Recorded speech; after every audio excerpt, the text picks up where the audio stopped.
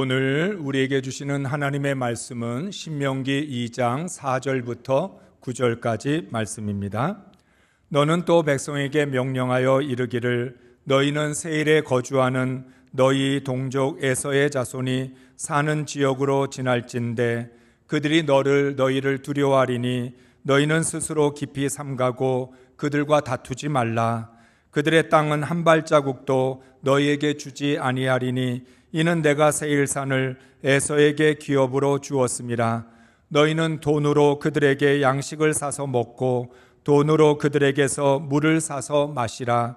내 하나님 여호와께서 내가 하는 모든 일에 내게 복을 주시고 내가 이 큰 광야에 두루 다님을 알고 내 하나님 여호와께서 이 40년 동안을 너와 함께 하셨으므로 내게 부족함이 없었느니라 하시기로 우리가 세일산에 거주하는 우리 동족 에서의 자손을 떠나서 아라바를 지나며 엘랏과 에시온 게벨 곁으로 지나 행진하고 돌이켜 모압 광야 길로 지날 때에 여호와께서 내게 이르시되 모압을 괴롭히지 말라. 그와 싸우지도 말라. 그 땅을 내가 내게 기업으로 주지 아니하리니 이는 내가 롯 자손에게 아르를 기업으로 주었음이라. 아멘.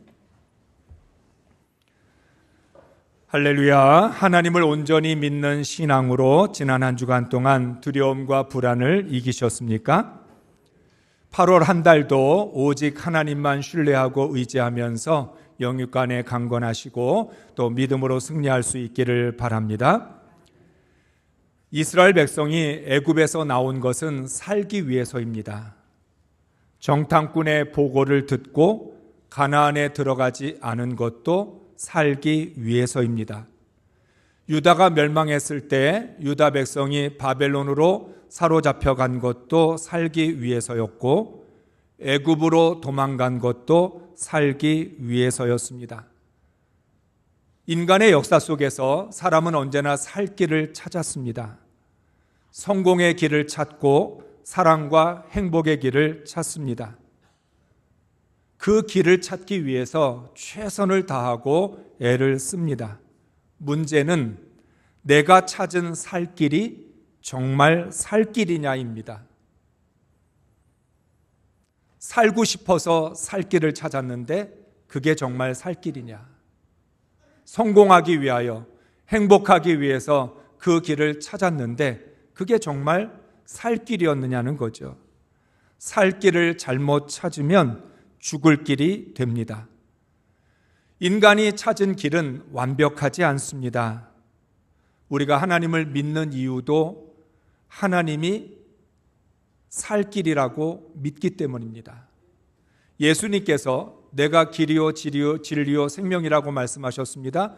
그 말은 예수님이 가신 길이 살 길이고 복된 길이라는 말씀입니다. 예수님이 이 땅에서 살 길을 찾고 있는 모든 사람들에게 말씀하셨습니다. 내가 살 길이고 내가 축복의 길이고 내가 바로 성공의 길이다 말씀을 하신 거죠. 그런데 구원받은 그리스도인들이 구원의 길로 가지 않습니다. 참 아이러니합니다. 구원을 받았으면 구원의 길을 가야 할 것 같은데 구원의 길을 가지 않는 것이죠. 약속의 땅으로 가기 위해서 애굽에서 나왔던 이스라엘이 가나안으로 들어가지 않으려고 합니다. 인간이 얼마나 어리석고 미련한지를 잘 보여줍니다. 구원받은 그리스도인들이 구원의 길을 가지 않는다. 약속의 땅으로 들어가기 위해서 애굽에서 나왔는데 가나안으로 들어가려고 하지 않는다.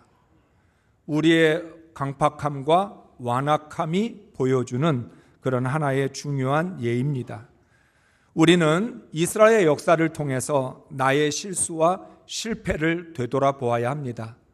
사람은 자신이 겪고 있는 일들을 객관적으로 바라보지 못합니다. 그래서 이스라엘의 역사를 보면서 나도 이스라엘 백성들처럼 이렇게 불순종했구나, 믿지 않았구나, 나도 이렇게 실수했구나, 나도 이렇게 어리석고 미련하고 고집스러웠구나 하는 것을 깨달아야 하는 것이죠. 그래야 광야에서 방황하는 시간을 줄일 수 있습니다. 하나님의 뜻대로 인도하심을 받아야 성공의 길로, 행복의 길로, 축복의 길로 나아갈 수 있습니다. 사랑하는 성도 여러분, 우리 모두 구원의 길로, 생명의 길로 갈 수 있기를 주의 이름으로 축복합니다. 하나님은 광야 40년을 한마디로 정리해 주셨습니다. 하나님을 믿지 않았다. 이 말씀은 앞으로도 믿음으로 살아가야 하는 이스라엘 백성들에게 아주 중요한 기준이 되는 말씀입니다. 뿐만 아니라 이 시대에 믿음으로 살아가고 있는 우리들에게도 정말 필요한 말씀입니다. 하나님께서 이스라엘 백성들을 바라보시면서 너희들은 믿음으로 살지 않았다. 제사를 드리지 않아서도 아니고 계명을 지키지 않아서도 아닙니다. 겉으로 볼 때에는 모든 형식적인 신앙생활들을 잘 지켜왔습니다. 안식일을 지켰고 제사를 드렸고 그리고 하나님이 주시는 계명을 지키려고 애를 써왔습니다. 겉으로는 완벽했습니다. 그런데 하나님이 바라보시는 하나님의 관점으로 볼 때에는 하나님을 믿은 게 아니라는 것입니다. 그러니까 우리는 신명기를 통해서 하나님의 시선과 우리의 시선이 얼마나 차이가 있고 하나님의 관점과 나의 관점이 얼마나 다른지를 발견해야 합니다. 왜냐하면 우리는 앞으로도 믿음으로 살아야 할 날들이 많습니다. 천국 가는 그날까지 믿음으로 살아야 될 텐데 하나님을 믿지 않았다면 우리가 어떻게 믿음으로 살 수 있겠습니까? 이스라엘 백성들은 수없이 많은 하나님의 은혜를 체험했고 모세를 통해서 세밀하게 하나님의 가르침을 받았습니다. 광야라고 하는 것이 문제였지 나머지는 완벽해 보였습니다. 하나님께서 필요할 때마다 이스라엘 백성들에게 은혜를 내려주셨고 모세는 말씀으로 그들을 가르쳐 주었고 하나님은 구름 기둥과 불 기둥으로 인도해 주었으니 하나님을 믿기에 얼마나 완벽한 조건입니까? 그런데도 하나님을 믿지 않았다는 것입니다. 왜냐하면 믿음 없이 하나님의 말씀을 들으면 아무 소용이 없습니다. 믿음 없이 영적인 체험을 하거나 은혜를 체험하면 단순한 체험으로 끝이 나버립니다. 우리는 믿음이 없어도 말씀을 들을 수 있고 은혜를 체험할 수 있습니다. 믿음이 없으면 하나님의 말씀과 은혜는 스쳐 지나가는 것입니다. 믿음이 없이 들은 말씀은 내 마음속에 남아있지 않습니다. 믿음 없이 은혜 체험을 하게 되면 그건 지나간 일들이 되어버립니다. 믿음을 가지고 말씀을 들어야 오늘에도 내 삶을 인도하는 생명력 있는 말씀이 되고 믿음을 가지고 은혜를 체험해야 과거가 아닌 오늘의 신앙이 될 수 있는 것이죠. 그렇기 때문에 많은 성도들이 신앙의 체험과 말씀의 지식은 자랑할지 몰라도 하나님을 온전히 신뢰하고 의지하지는 못합니다. 광야에서 보여주었던 이스라엘 백성의 신앙은 애굽의 종살이에서 벗어나는 것이 목적이었습니다. 이스라엘 백성들은 애굽에서 종살이를 하면서 정말 이대로 우리는 죽겠다. 이렇게 하다가는 우리가 여기에서 종으로 죽고 말 것이다. 그런 마음 때문에 하나님께 부르짖었고 살려달라고 했습니다. 그런데 이스라엘 백성들은 종살이에서 벗어나는 것이 목적이고 애굽에서 나오는 것이 목적이었지 거룩한 백성 제사장 나라가 되는 것에는 아무런 관심이 없었습니다. 그러니까 여기서부터 차이가 있습니다. 이스라엘은 하루빨리 종살이에서 벗어났으면 좋겠고 애굽에서 나가서 자유를 얻었으면 좋겠다. 이것이 목적이었는데 하나님은 이스라엘 백성을 애굽에서 불러내신 것이 거룩한 백성 제사장 나라가 되기 위해서였고 가나안 땅에 들어가게 하시려고 이스라엘을 불러내신 것입니다. 결국은 이 목적의 차이가 믿음을 가지느냐 믿음을 갖지 못하느냐의 결정적인 이유가 됩니다. 하나님의 뜻에는 관심이 없고 그저 나의 편안함, 내 자유 이것만을 중요시 여겼기 때문에 믿음이 없었습니다. 만약에 이스라엘 백성들이 정말 하나님의 약속, 그 약속을 붙들고 가나안에 들어가는 것이 목적이고 거룩한 백성 제사장 나라가 되는 것이 목적이었다면 그들은 철저히 하나님을 믿고 따랐을 것입니다. 우리들도 마찬가지입니다. 죄와 죽음에서 구원받은 것으로 만족합니다. 인생에서 인간이 가장 해결하기 어려운 두 가지, 죄의 문제, 죽음의 문제. 그것을 주님을 통해서 해결해서 나에게 영원한 천국이 주어졌다는 것, 그것으로 만족합니다. 그래서 구원을 완성해 가는 것이나 믿음으로 사는 것이나 복음으로 사는 것에 관심을 갖지 않습니다. 성숙한 그리스도인이 되는 것에 마음을 두지 않습니다. 구원받았으면 됐지. 나 예수 믿고 천국 가는데 그거면 충분하지. 뭐 다른 게 필요하냐. 죄와 죽음에서 구원받은 것으로 만족하고 거기서 내 신앙은 멈춰버립니다. 그러니까 하나님이 갖고 계시는 관심과 목적, 구원을 완성해 가고 하나님의 나라를 세워가는 것, 거기에는 아무런 마음을 두지 않는 거죠. 오늘 이 시간에 여러분은 하나님을 예배하러 나오셨습니다. 예배를 드린 것으로 내 할 일은 다 했다 생각할 수도 있습니다. 그러면 하나님께서 오늘 나의 찬양과 감사와 경배를 받아주셨는지 거기에는 관심이 없습니다.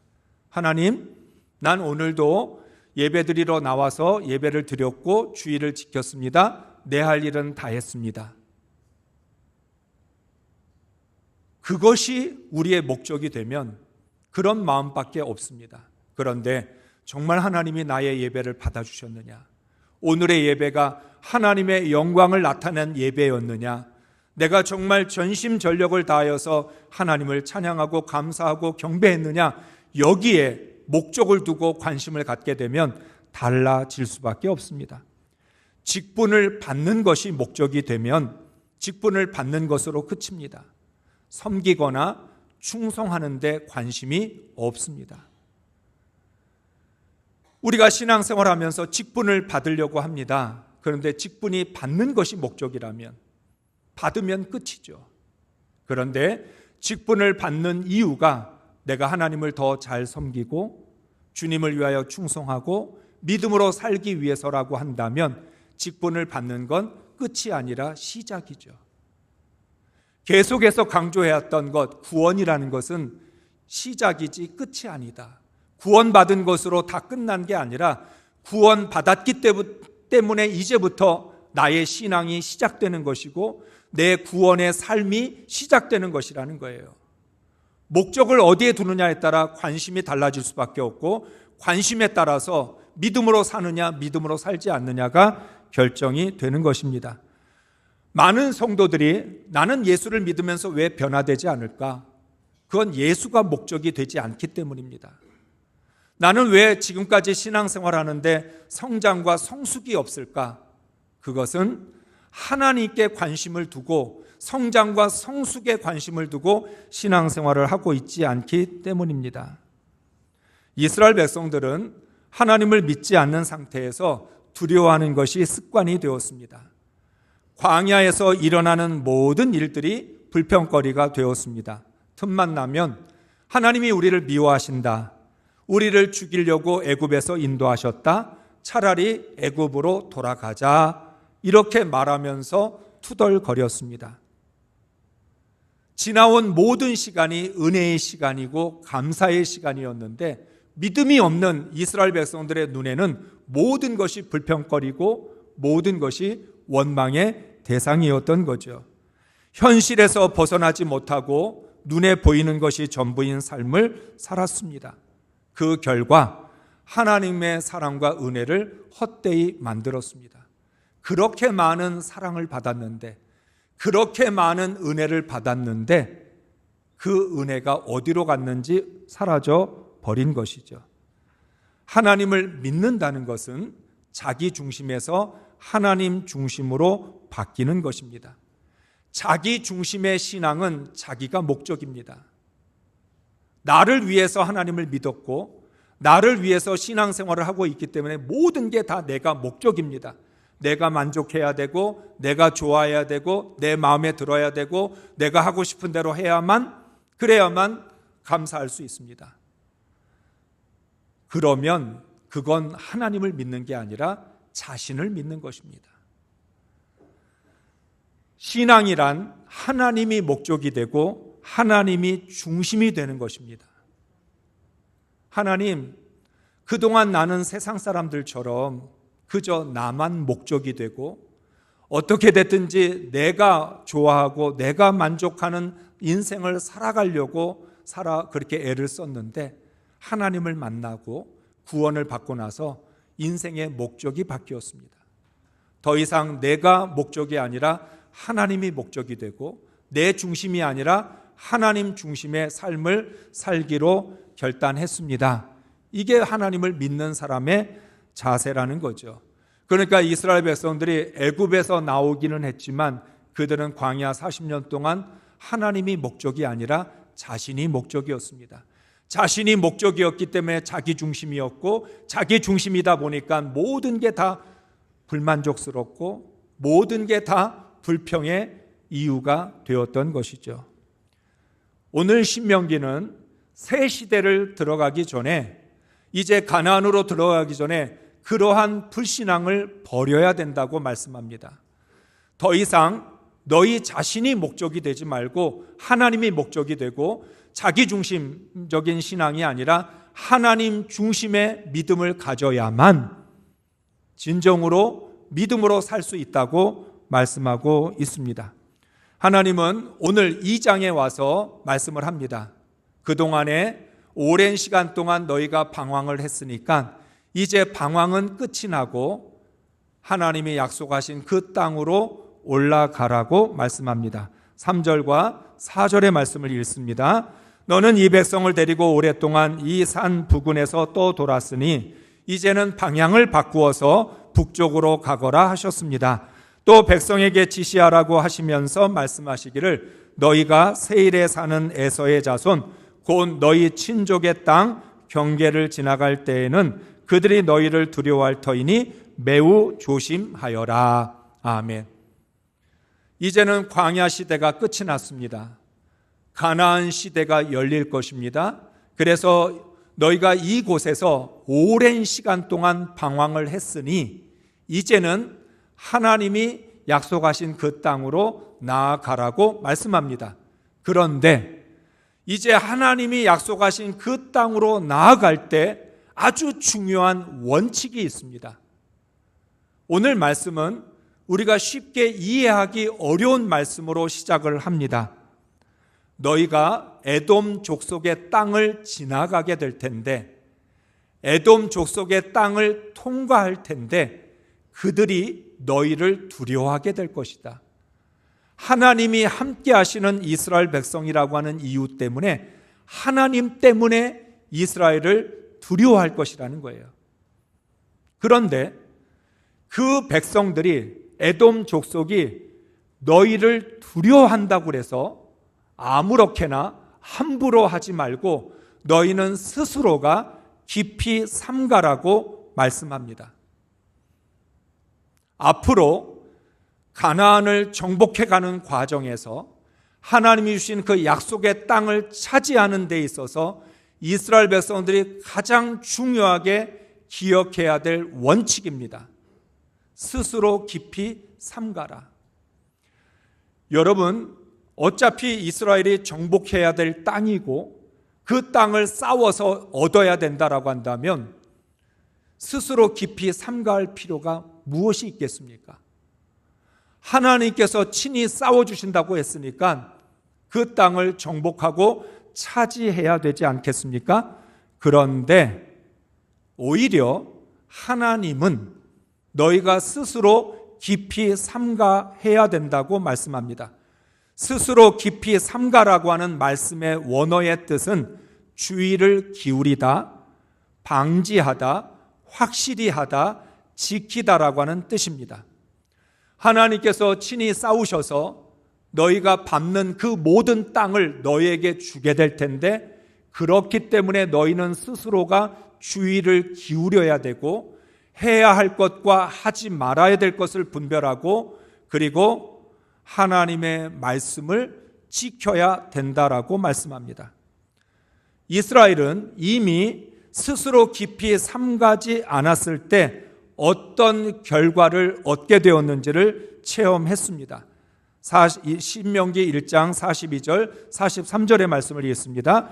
여호와께서 내게 이르시되 너는 그들에게 이르기를 너희는 올라가지 말라, 싸우지도 말라, 내가 너희 중에 있지 아니하니 너희가 대적에게 패할까 하노라 하시기로 내가 너희에게 말하였으나 너희가 듣지 아니하고 여호와의 명령을 거역하고 꺼리낌 없이 산지로 올라가매. 아멘.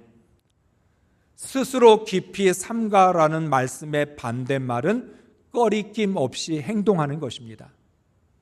신명기 1장 42절 43절의 말씀은 이스라엘 백성들이 정탐꾼의 보고를 듣고 가나안을 들어갈 수 없다, 우리는 그 땅을 차지할 수 없다, 그런 결론을 내리고 그 땅에 들어가지 않기로 합니다.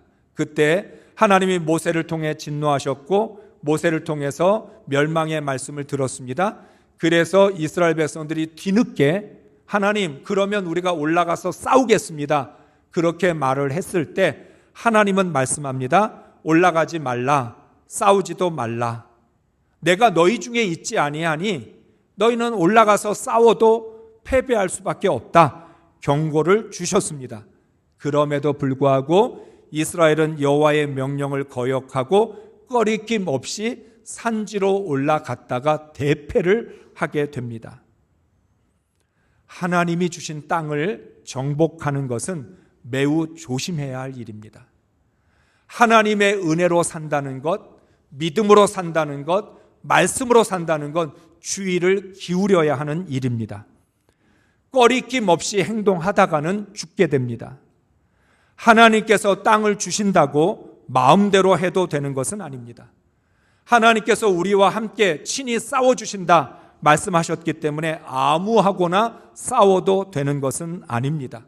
사랑하는 성도 여러분, 하나님의 능력을 남용하지 말고 하나님의 은혜를 오용하지 말아야 합니다.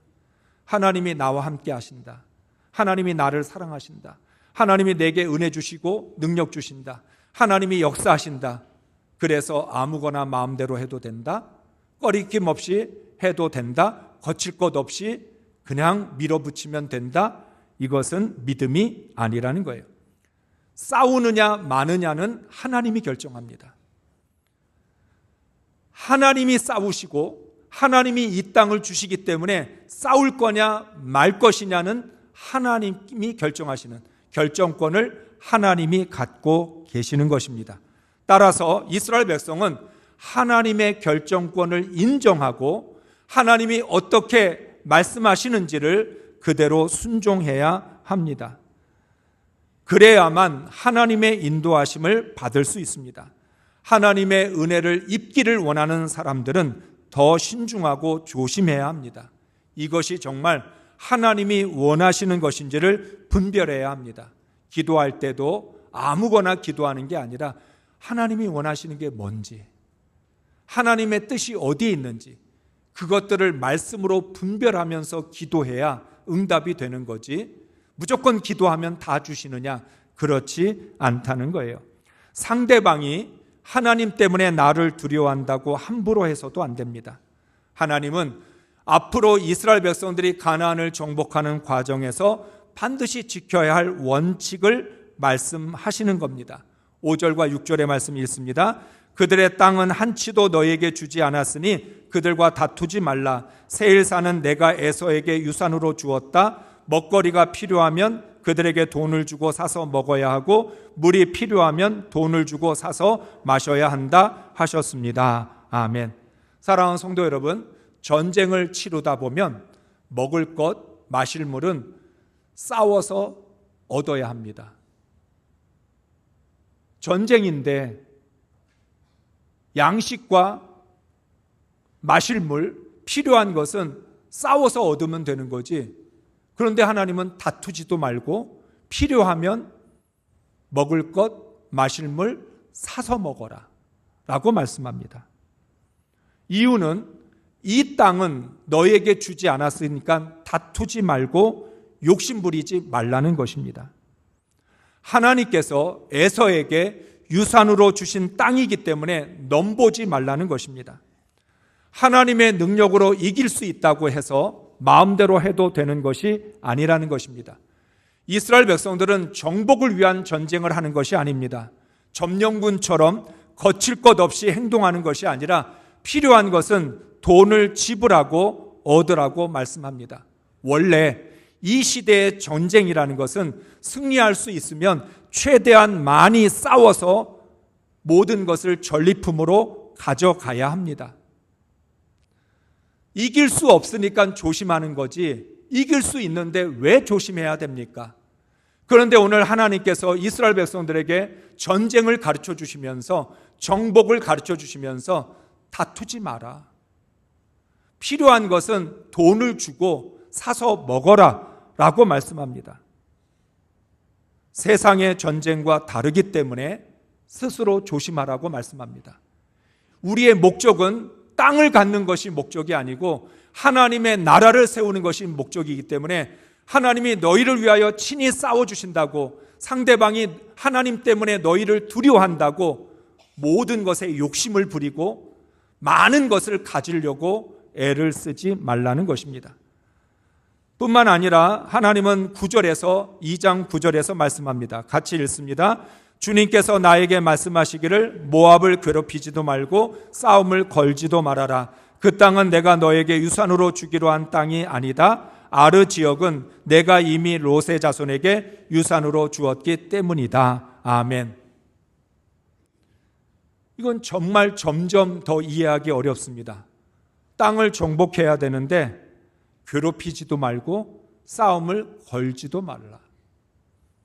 에돔 땅은 에서에게 주었고 모압과 암몬 땅은 롯에게 준 것이기 때문에 너에게 준 것이 아니니까 싸우지도 말고 괴롭히지도 말래요. 무슨 이런 전쟁이 있습니까? 아니, 우리가 싸워서 가져야지. 만약에 우리가 싸우지 않는다고 그 땅을 지나갈 때 우리를 공격하면 우리는 어떻게 되겠습니까? 그러니까 우리의 안전을 위해서라도 싸워서 차지해야 되는데 하나님은 싸우지도 마라, 다투지도 마라, 괴롭히지도 마라, 필요한 건 사서 먹어라. 사람의 생각으로는 도저히 이해할 수 없는, 상식과 배치되는 것이고 이성적으로 생각할 수 없는 문제입니다. 만약 우리는 하나님의 말씀에 순종한다고 치고 상대방은 하나님께 순종하지 않으면 손해는 누가 봅니까? 우리만 볼 텐데 하나님은 이렇게 말씀하고 계십니다. 에돔, 모압, 암몬, 에서와 롯에게 준 땅은 너희가 통과해야 될 땅이지 뺏어야 될 땅이 아니라는 것입니다. 그 땅은 지나가기만 하면 되는 것이고 하나님이 안전하게 지나갈 수 있도록 인도해 주실 테니까 너희는 그 땅에 대해 욕심을 부리지 말라는 것입니다. 사람은 욕심이 큽니다. 에돔 땅을 지나면서 모압 땅을 지나면서 암몬 땅을 가지면서 이스라엘 백성들의 마음속에 어떤 마음이 생겼을까요? 이 땅을 차지하면 좋겠다. 이 땅을 가지면 얼마나 좋을까? 우리가 가능한 한 많은 땅을 가지면 우리 백성들이 더 번성하고 더 강대국을 세울 수 있지 않을까? 이러한 욕망을 가질 수 있는 거죠. 그래서 하나님은 이스라엘 백성들이 가지고 있는 욕심과 교만에 대하여 브레이크를 거십니다. 괴롭히지도 말고 싸움을 걸지도 말고 다투지도 마라. 너희에게 주는 땅이 아니다. 분명히 선을 그으셨습니다. 사랑하는 성도 여러분, 성공했다고 평안하다고 형통하다고 교만해서는 안 됩니다. 내가 하나님의 복을 받아서 성공했다. 하나님의 은혜로 형통하다. 하나님이 나를 잘되게 하셨다. 하나님이 나를 높여주셨다. 그러니까 뭐든지 마음대로 해도 된다. 꺼리낌 없이 하라. 그게 아니라는 거죠. 하나님이 주신 은혜와 복에는 책임이 따릅니다. 더 겸손하고 조심해야 합니다. 7절의 말씀을 읽습니다. 주 당신들의 하나님이 당신들이 하는 모든 일에 복을 내려주시고 이 넓은 광야를 지나는 길에서 당신들을 보살펴 주셨으며 지난 40년 동안 주 당신들의 하나님이 당신들과 함께 계셨으므로 당신들에게는 부족한 것이 아무것도 없었습니다. 아멘. 하나님께서 40년 동안 당신들이 하는 모든 일에 복을 내려주셨고 보살펴 주셨고 40년 동안 부족한 것이 없게 해주셨다. 그러니까 스스로 깊이 조심해라. 교만할 수 있는 조건이 갖춰져 있을 때, 잘난 척하고 자랑할 수 있는 모든 환경이 갖추어졌을 때 내가 스스로 깊이 삼가하고 조심해야 하는 것이죠. 이스라엘은 하나님이 싸워주시기 때문에 해야 할 것과 하지 말아야 할 것을 더 깊이 분별해야 합니다. 지난 40년 동안 이스라엘 백성들을 보살펴 주시고 부족한 것이 없도록 함께 해주셨고 모든 일에 복을 내려주셨다고 마음대로 해도 된다는 것은 아니라는 거예요. 하나님의 뜻을 따라야지 하나님의 뜻에서 벗어날 수 없습니다. 하나님을 믿는 사람은 하나님을 믿지 않는 사람보다 더 신중하고 조심해야 합니다. 믿음으로 사는 사람이라면 자신의 생각과 감정을 다스려야 합니다.